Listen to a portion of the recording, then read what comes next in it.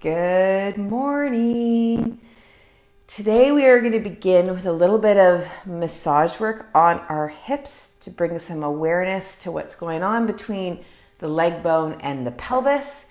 And then we're going to do some hip mobility, and then see the bolster behind me. We're going to move towards a half shoulder stand where we'll explore the mobility even further. Now, what I love about this, two things, is half shoulder stand, which is basically just your hips up on top of a bolster, is a really great way to explore the hips. And if you're at all like me and you still love yoga poses, like you haven't put the yoga poses on a shelf and said yoga is awful, that you still like to pursue them, just for fun, if anything, this will help you move towards shoulder stand. If that's something that you have in the back of your mind as like, yeah, that would be kind of interesting.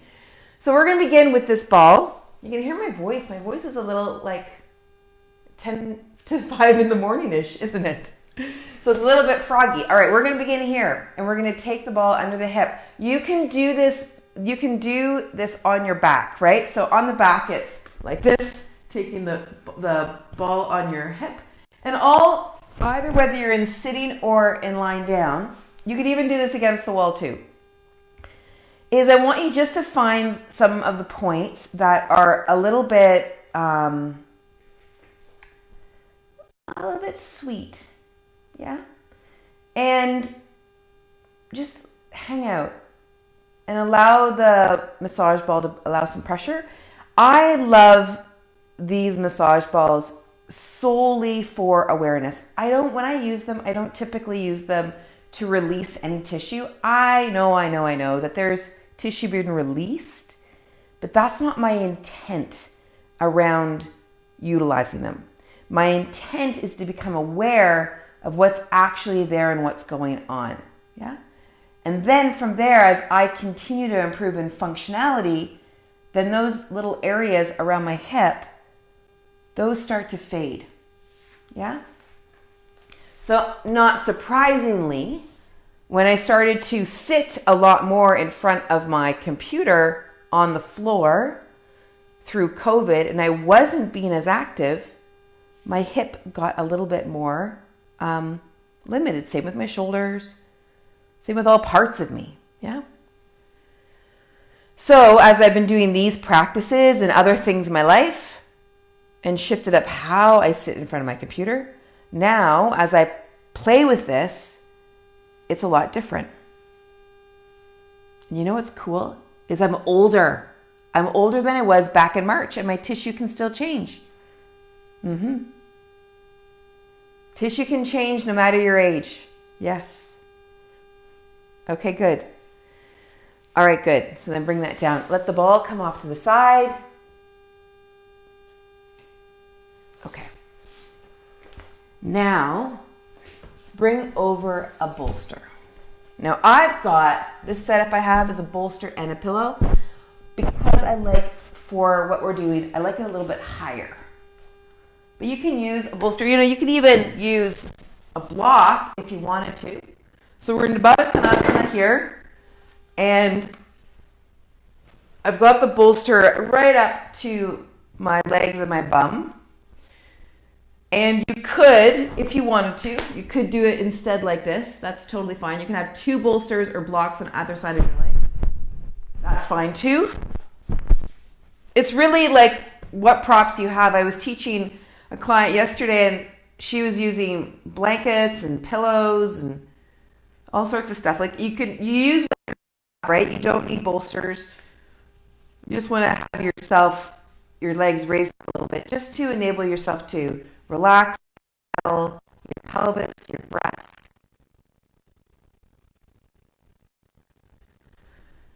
Because that's really what we get to explore in yoga. And as we become quieter and as we become more aware,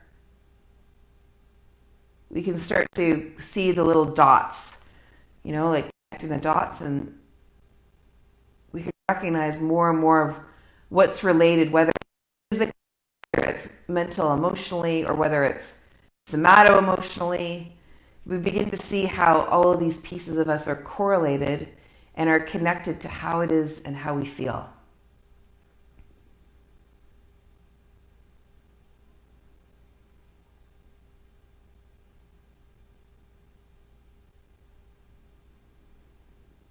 So really, really, really, really, really easy breath. Yeah? Inhale, exhale.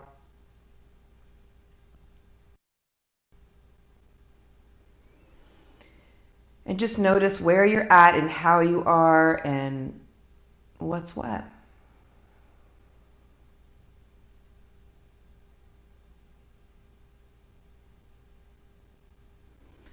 Now in a moment, I'm going to move on from this, but you're saying, oh, this is heaven. So just stay here. You don't need to follow me. You can take your legs up. We're going to bring the feet over top. Take one foot up to the sky, so now you're in hip flexion. Rotate that leg bone. Ankle comes to knee. Now remember, the whole idea is for you to notice how that leg is moving. Pelvis is quiet. And maybe it's not quiet today. Yeah? And we're just going to move that leg bone in rotation. So the front of your hips, what I love to play with here, whether it's with my clients or sometimes with myself, it's, okay, are the front of the hips, are those hip flexors engaging when we're doing this movement? And they ought not to. So just notice if they are. It's really coming in from the back of your butt by the rotators. And sometimes the opposite leg wants to help out by pushing the foot in, and sometimes you don't even realize it's doing it. Good?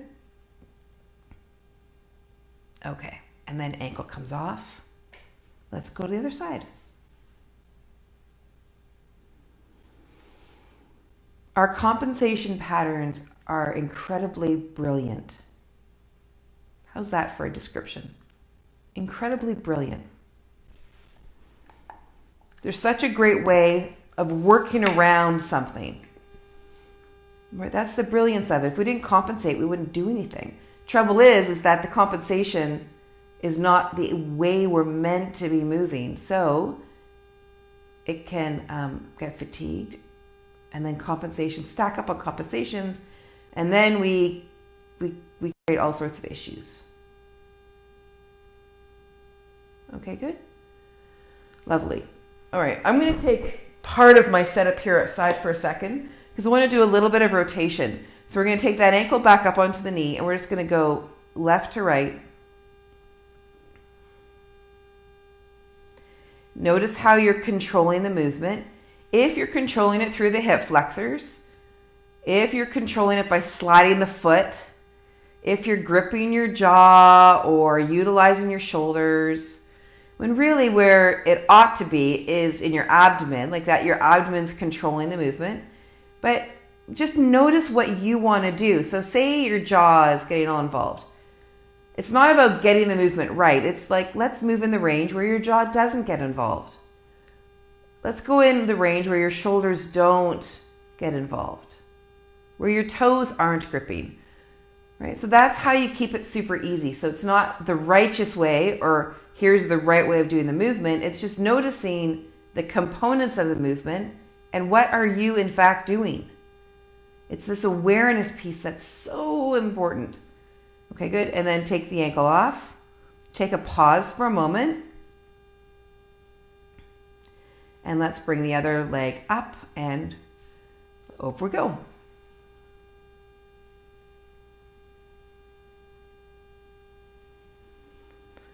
So you'll see here, like some people will think that I teach corrective exercise.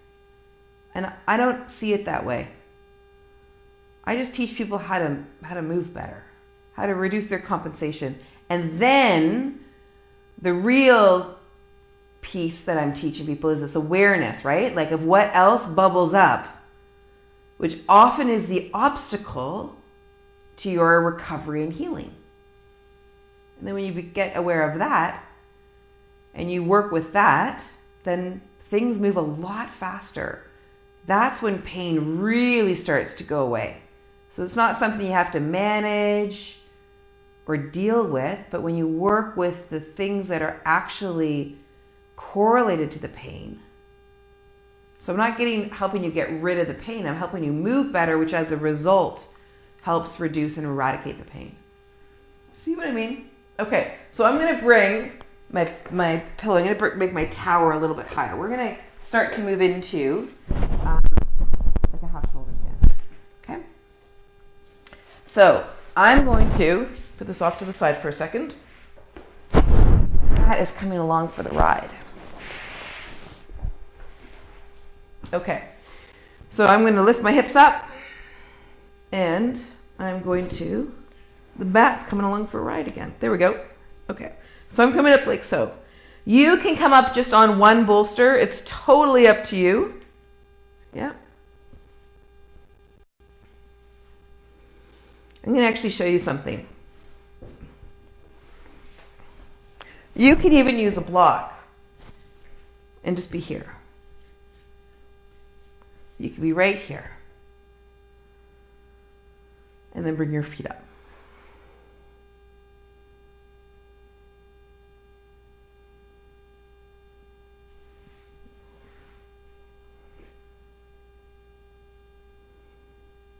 Or you can be on a bolster. Like that. Yeah, I think actually that's what I'm going to do. I'm going to take this pillow away.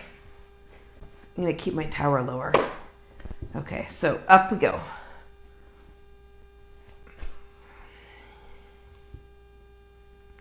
So hips are higher than the shoulders.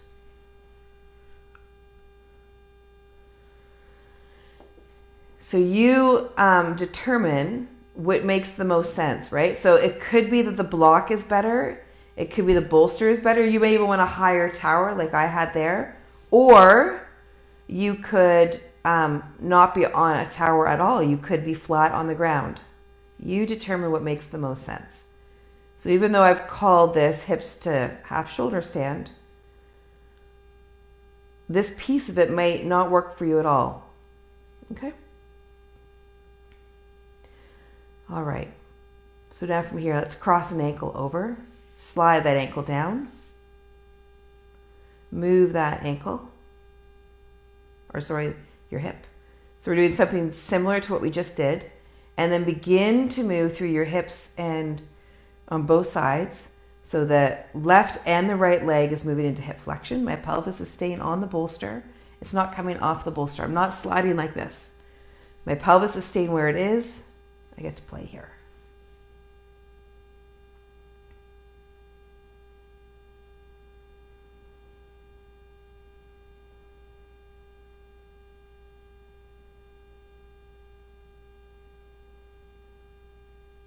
If you want, you can add in some more mobility here of that leg bone in the hip socket.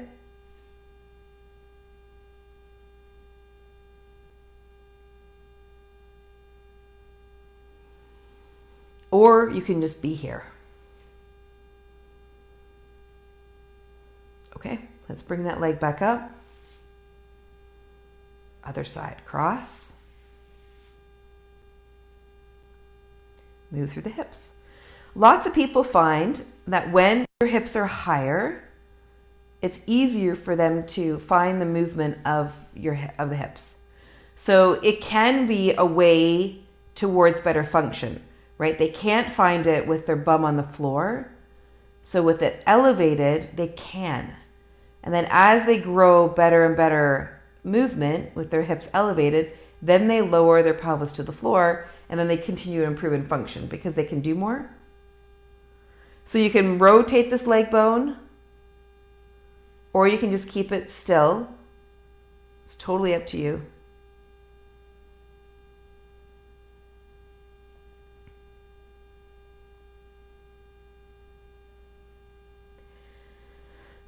And then let's bring the legs back up. And now you're back with the legs up towards the sky.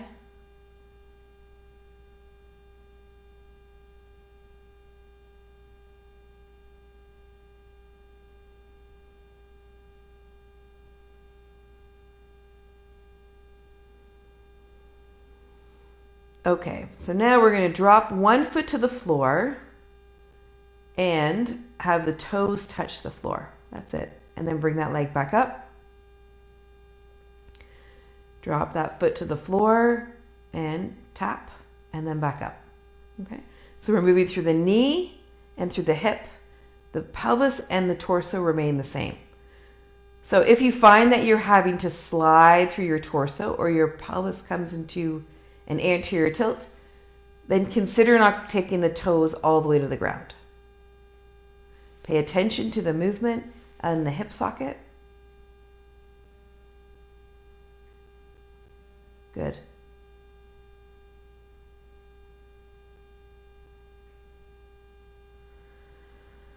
Okay, so now from here, last one, we're going to keep one foot up to the sky, bring the other foot down. So now you're going to touch it to the floor.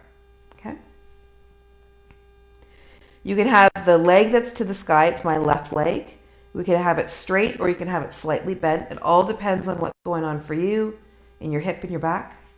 And then you can slide that other foot out. You choose. Feel what's going on in your sacrum. Feel what's going on in your spine.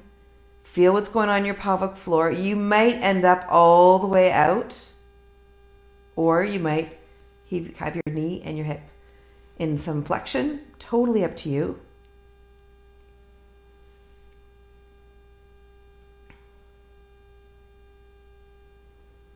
Just easy breathe.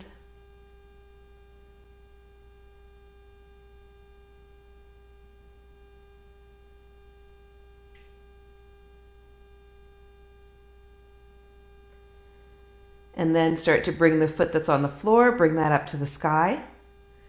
Okay, good. Other side.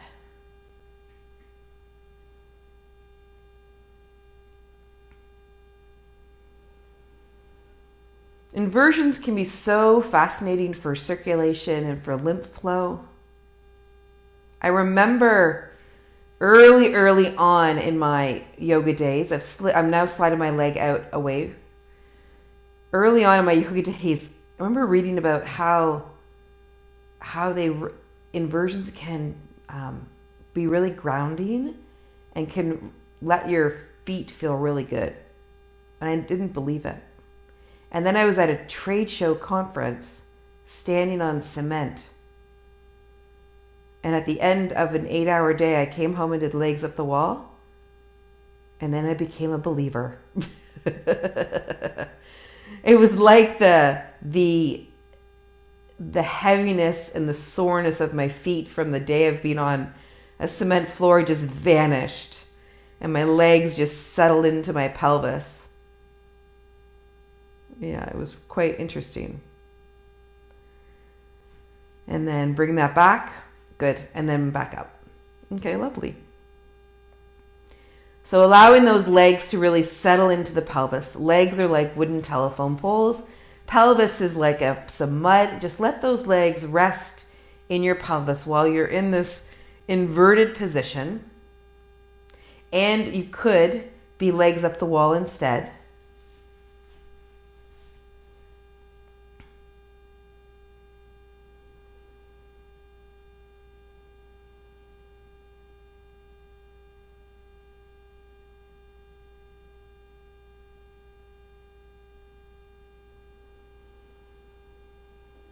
And let's be here for a few more breaths.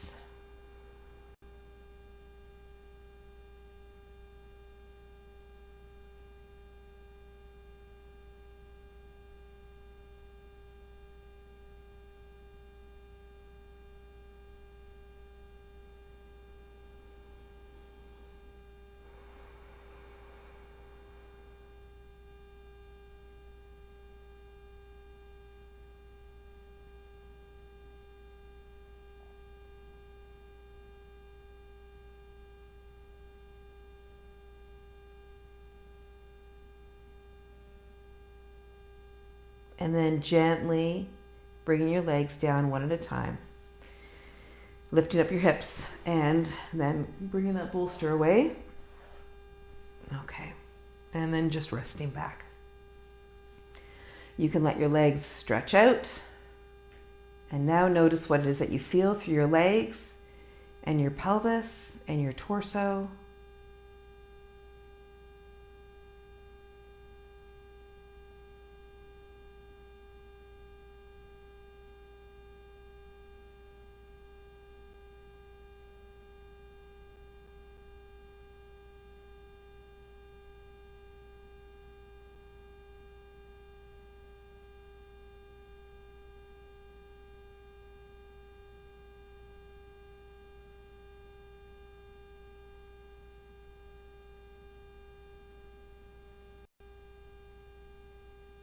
Lovely. Okay.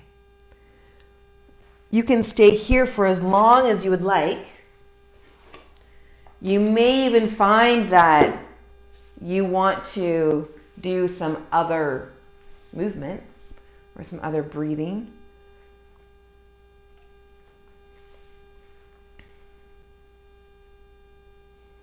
And just notice what you feel. Yeah?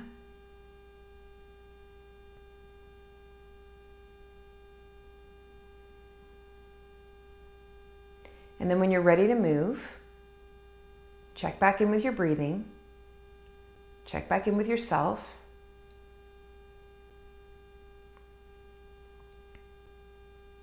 And take a few breaths to transition yourself on the rest of your day. All right? You have a really, really great day today. And I will see you on Monday morning. Hands come together. Breathing in with ease and out with gratitude. Namaste. And as I mentioned in a previous video this week, if there are ideas or interests that you have around some things you would like me to teach you, post them in the comment below or send me a DM, okay? Whether it's about positions and poses or body parts. We're in the planning mode for the rest of July and August, and I'd love to share a video designed for you if you would like that. All right? Take good care. Have a good weekend.